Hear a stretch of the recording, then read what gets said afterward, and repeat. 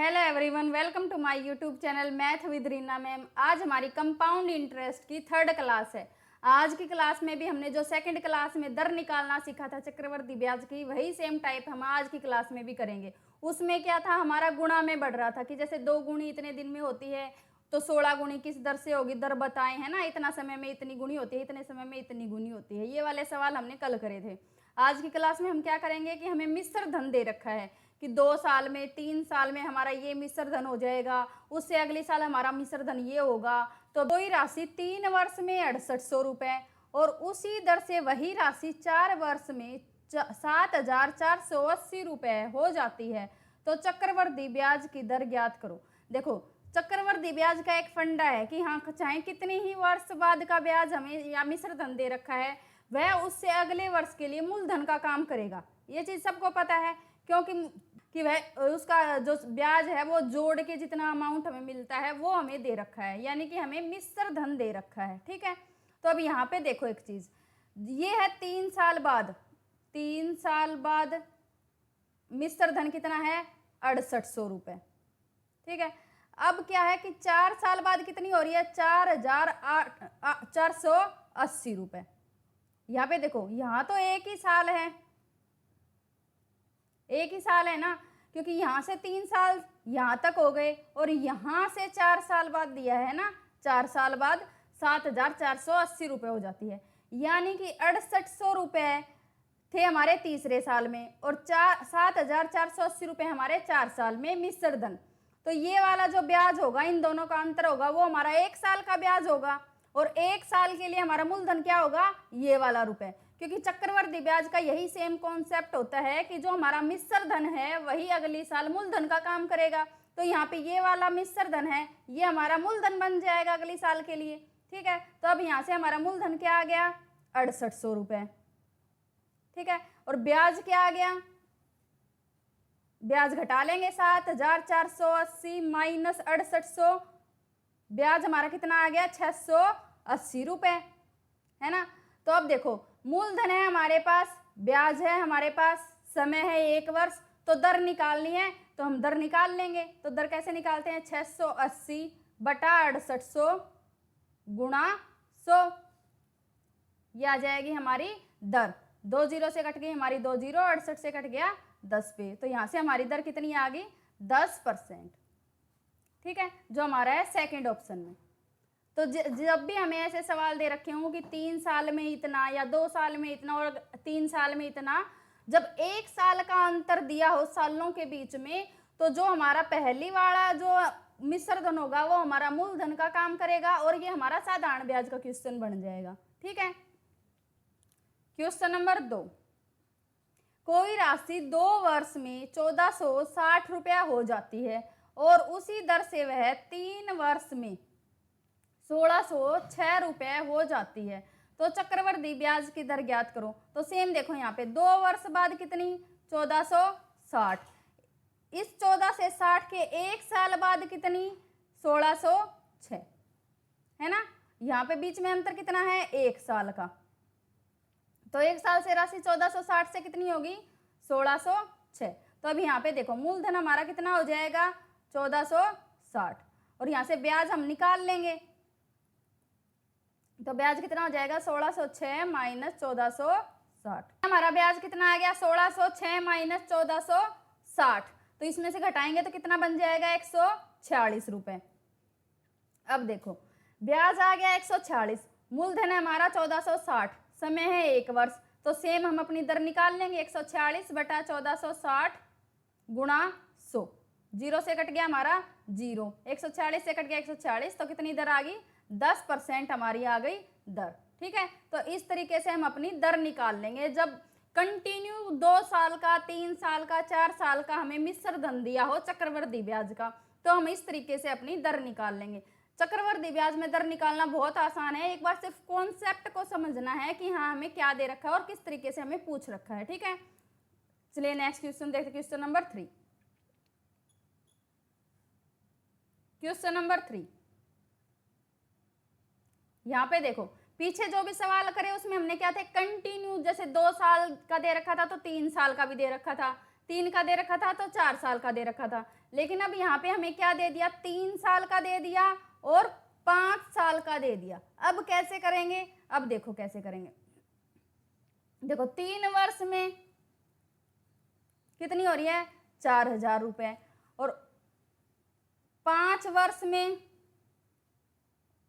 कितनी, 4410 रुपये। लेकिन एक चीज देखो, ये तो है 3 वर्ष में और ये वाली है 5 वर्ष में, इन दोनों के बीच में कितना अंतर है, 2 वर्ष का, है ना, 2 वर्ष का अंतर है। 2 वर्ष का अंतर है तो मैंने आपको क्या बताया, जब भी 2 साल का ब्याज दे रखा हो कि इतने से इतनी हो गई राशि, ये तो हमारा मूलधन का काम करेगी करेगी, है ना।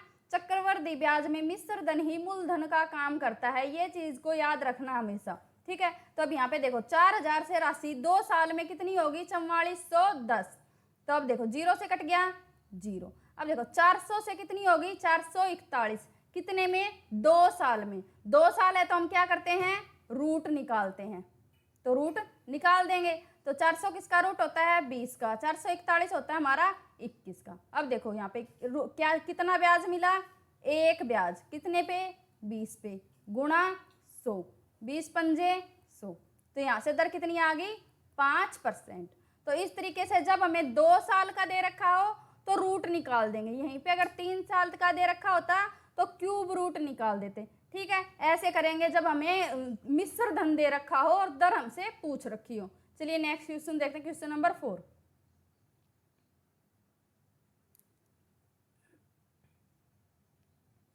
क्वेश्चन नंबर 4, कोई राशि चक्रवृद्धि ब्याज की दर से 2 वर्ष में 8820 रुपए और उसी दर से 3 वर्ष में 9,261 रुपए हो जाती है, तो मूलधन ज्ञात करो। यहाँ पे देखो मूलधन हमसे पूछा है, यहाँ पे हमसे दर नहीं पूछी, यहाँ पे हमसे मूलधन पूछा है।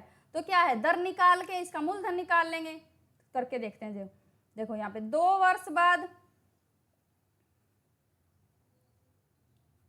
कितनी हो रही है, 8820, ठीक है, और 3 वर्ष में कितनी, 9261।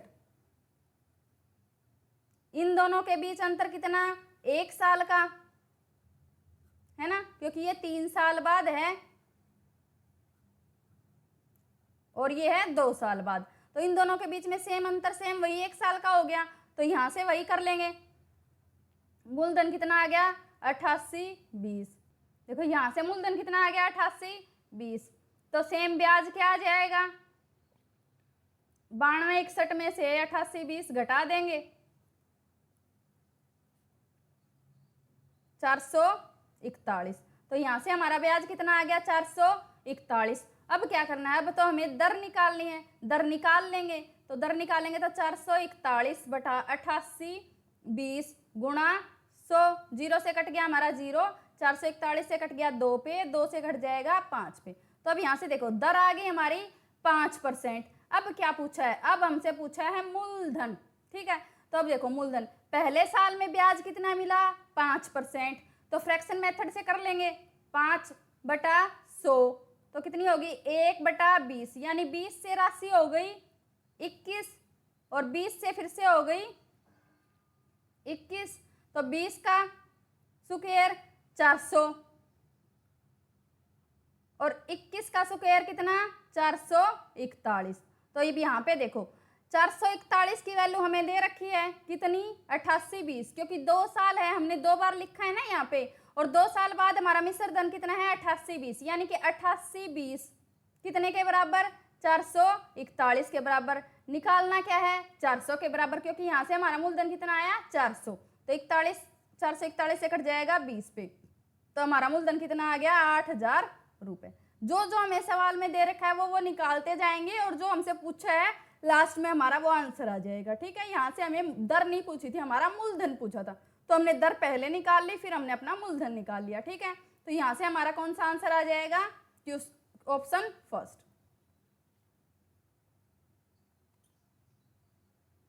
क्वेश्चन नंबर 5,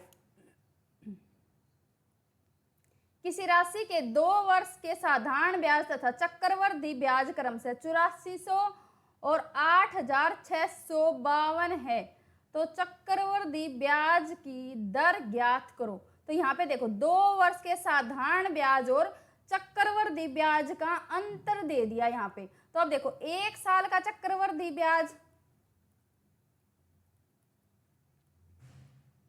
और साधारण ब्याज हमेशा बराबर होता है, ये चीज सबको पता है ना कि 1 साल का चक्रवृद्धि ब्याज और 1 साल का साधारण ब्याज इक्वल होता है। तो अब यहाँ पे देखो 2 साल का साधारण ब्याज है 8400, तो 1 साल का क्या आ जाएगा 4200।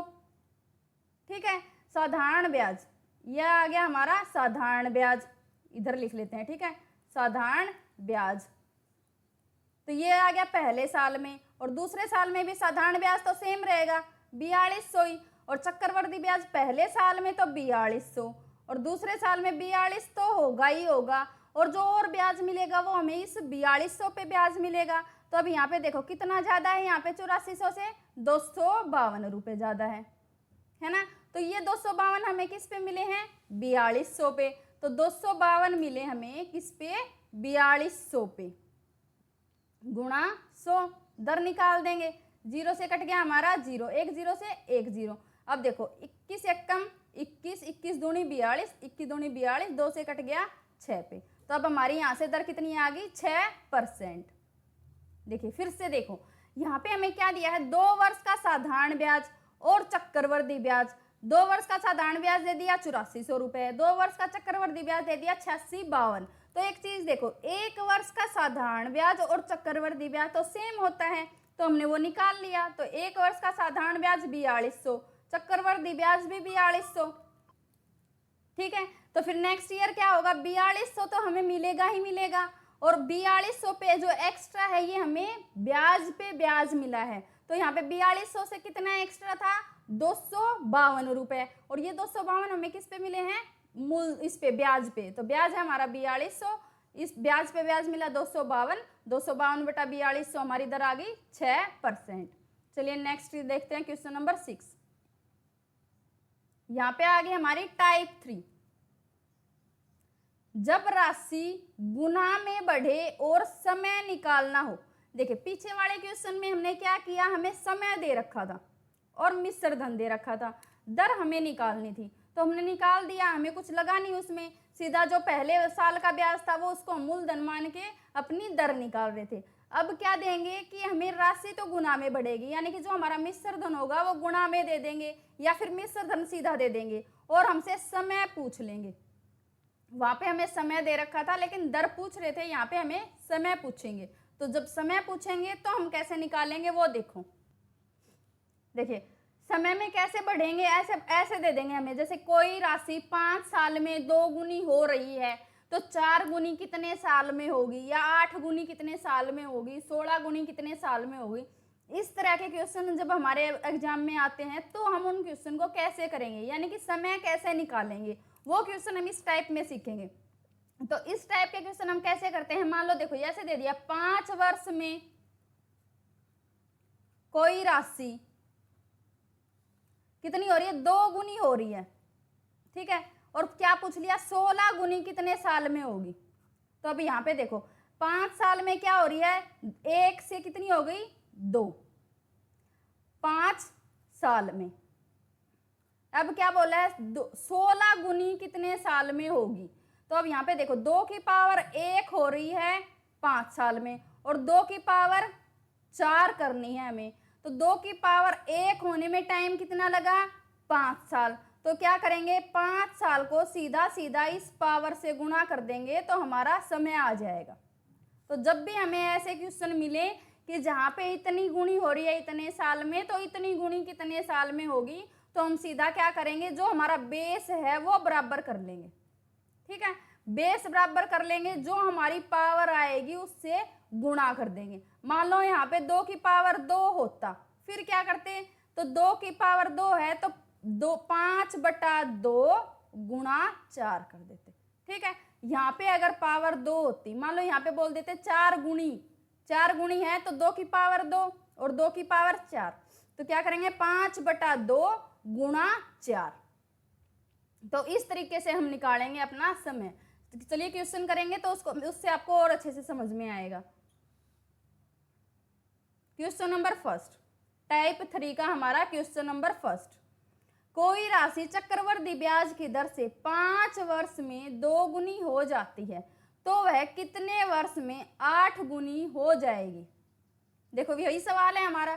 तो यहाँ पे देखो 5 वर्ष में क्या हुई है, समय कितना लगा है, 1 से 2 गुनी, ठीक है, यानी कि 2 की पावर 1। हमेशा 2 को कैसे लिखेंगे, 2 की पावर 1। यहाँ पे मान लो 3 गुनी हो रही थी तो क्या लिखते, 3 की पावर 1। यहाँ पे अगर 5 गुनी हो रही होती तो 5 की पावर 1, ठीक है, ऐसे लिखेंगे हम। अब आगे क्या दे दिया कि 8 गुनी 2 से कितनी करनी है, 8 गुनी। 8 को हम कैसे लिख सकते हैं, 2 की पावर 3, है ना।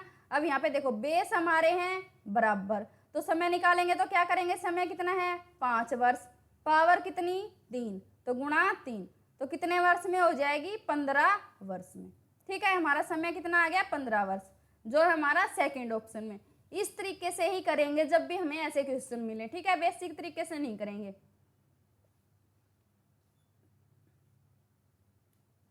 क्वेश्चन नंबर 2, कोई राशि चक्रवृद्धि ब्याज की दर से 4 वर्ष में 3 गुनी तो वह कितने वर्ष में 9 गुनी हो जाएगी। तो अब यहाँ पे देखो 4 वर्ष में, है ना, समय कितना है 4 वर्ष। अब क्या हो रही है 3 गुनी, यानी कि 3 की पावर 1, करनी कितनी है 9 गुनी, तो 9 को कैसे लिख सकते हैं, 3 की पावर 2। तो अब यहाँ पे सीधा सीधा क्या करेंगे, 4 गुणा 2, तो कितना वर्ष आ जाएंगे, 8 वर्ष, ठीक है। जो भी हमें समय दे रखा हो वो लिख लेंगे और बेस बराबर करेंगे हमेशा, बेस बराबर। तो यहाँ पे 3 गुनी हो रही थी तो 3 की पावर कैसे बढ़ रही है, 3 की 2 हमारा 9 होता है, ठीक है। ऐसे क्वेश्चन हमेशा ऐसे ही दिए मिलेंगे कि स्क्वायर में, क्यूब में, या फिर 2 बार स्क्वायर कर रखा हो, 2 बार क्यूब कर रखा हो, इस तरीके से ही हमें गुणा में पूछेंगे, ठीक है, चक्रवृद्धि ब्याज में। तो यहाँ पे क्या आ गया 8 वर्ष, जो हमारा है सेकंड ऑप्शन में।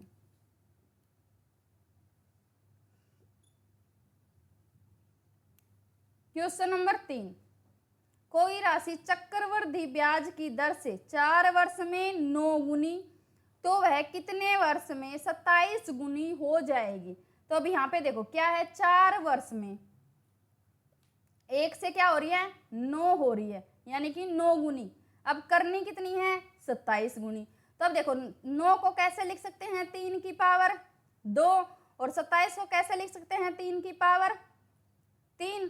तो अब यहाँ पे देखो 4 वर्ष में तो 4 लिख लिया, क्या हो रही थी 9 गुनी, तो 3 की पावर क्या है 2। इस वाली पावर से हमेशा भाग करना है, ठीक है। मैंने आपको बताया पहले ही जब हम इस टाइप को सीख रहे थे कि इस टाइप में हम क्या करेंगे, तो क्या करेंगे 4/2 गुणा, यहाँ पे पावर कितनी 3, तो गुणा 3, 2 से कट गया 2 पे, तो क्या आ गए 6 वर्ष में।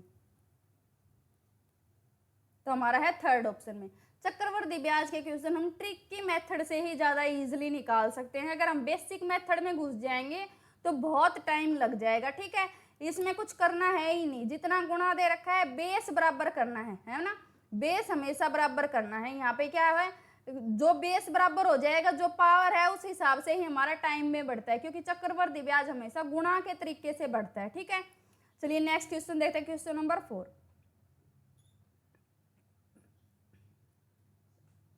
कोई राशि चक्रवृद्धि ब्याज की दर से 15 वर्ष में 2 गुनी तो वह कितने वर्ष में 8 गुनी हो जाएगी। तो यहाँ पे देखो 2 की पावर 1, 2 गुनी हो रही है, तो और 8 गुनी यानी कि 2 की पावर 3, समय कितना 15 वर्ष, तो 15 गुणा 3 कितने वर्ष में 45 वर्ष में, ठीक है। ऐसे क्वेश्चन जब भी दिखे तो हमें 1 सेकेंड में आंसर निकालना है, जब ये गुणा के तरीके से बढ़े और समय हमसे पूछे, ठीक है।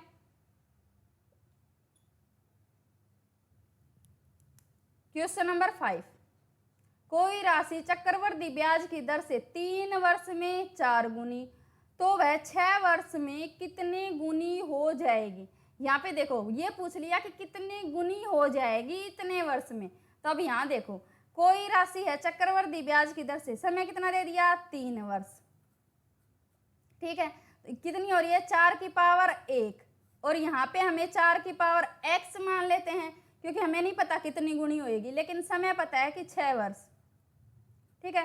6 वर्ष को 3 से कितनी बार गुणा कर रखा है 2 से, और हम यहाँ पे क्या करते हैं हमेशा 3 को इस चीज से गुणा करते हैं, तो यहाँ से 3x बराबर है 6, क्योंकि यहाँ पे समय कितना है 6 वर्ष। तो यहाँ से x की वैल्यू क्या आ गई 2, तो 4 की पावर 2 कितना हो जाएगा 16। तो यहाँ से कितनी गुणी हो जाएगी 16 गुणी। ठीक है, तो इस तरीके से चाहे हमें समय दे रखा है, समय पूछ रखा है तो समय निकाल देंगे, या गुणा पूछ रखा है कि कितनी गुणी हो जाएगी, इसी सेम मेथड से हम इसके में कितनी गुणी हो जाएगी वो भी निकाल देंगे। ठीक है, नेक्स्ट क्वेश्चन देखते हैं, क्वेश्चन नंबर 6। अर्धवार्षिक रूप से संयोजित, यहाँ पे क्या लिखा है अर्धवार्षिक रूप से संयोजित, यानी कि अर्धवार्षिक रूप से जो है हमारी दर काउंट होगी 20% चक्रवृद्धि ब्याज की दर से। यहाँ पे देखो दर दे दी 20% वार्षिक, चक्रवृद्धि में कितनी हो जाएगी, सॉरी अर्धवार्षिक में कितनी हो जाएगी 10% अर्धवार्षिक में। ठीक है, दर का आधा हो जाता है। ठीक है, अब देखो कितने समय में 10,000 रुपए की धनराशि 13,310 रुपए हो जाएगी। तो अब यहाँ देखो 10,000 से कितनी हो रही है 13,310, दर कितनी 10%, जीरो से कट गया हमारा जीरो। तो एक चीज देखो यहाँ पे सीधा सीधा हमें एक चीज दिख रही है कि 1000 और 1331, 1000 किसका क्यूब 10 का क्यूब, और 1331 किसका क्यूब 11 का क्यूब। तो अब यहाँ देखो 3 वर्ष, जब भी क्यूब निकलता है यानी कि 3 वर्ष, लेकिन यहाँ पे क्या है दर कैसे हो रही है अर्धवार्षिक संयोजित हो रही है, और अर्धवार्षिक संयोजित हो रही है तो 3 गुणा आधा, समय कितना आ जाएगा 3/2 वर्ष। ठीक है, तो यहाँ से आ जाएगा 1.5 वर्ष। देखिए फिर से देखो यहाँ पे क्या दिया है हमें अर्धवार्षिक रूप से संयोजित 20% वार्षिक चक्रवृद्धि ब्याज की दर से। तो यहाँ पे देखो अर्धवार्षिक रूप से संयोजित करना है कि यानी कि दर सीधा सीधा क्या हो जाएगी आधी हो जाएगी। तो दर है हमारी 10%। अगर हम इसको सीधे तरीके से करने चलेंगे तो क्या करेंगे 10 से 10/100, तो 10 से राशि कितनी 11। तो अब यहाँ पे देखो 10 से 11 की फॉर्म में बढ़ेगी, है ना, ये चीज हमने देख ली यहाँ से कि ये राशि बढ़ेगी हमारी 10 से 11 की फॉर्म में बढ़ेगी। तो अब देखो यहाँ से 1000 और 1331, तो 1000 को हम 10 की फॉर्म में लिखेंगे तो 10 की पावर 3 लिख देंगे, और 1331 होता है 11 की पावर 3। तो यहाँ पे देखो पावर सेम हो गई, पावर सेम है यानी कि 3 वर्ष बाद, लेकिन 3 वर्ष में भी अर्धवार्षिक रूप से संयोजित है, यानी कि जो टाइम का अंतराल है वो हमारा 6 महीने का है। तो 6 और 6 तो कितना समय हो गया यहाँ पे हमारा 3.5 वर्ष। ठीक है, जो हमारा है फर्स्ट ऑप्शन में। चलिए आज की क्लास हमारी यहीं खत्म होती है। अगर आपको आज की क्लास पसंद आई तो वीडियो को लाइक करें, अपने सभी फ्रेंड्स के साथ शेयर करना न भूलें। Thanks for watching.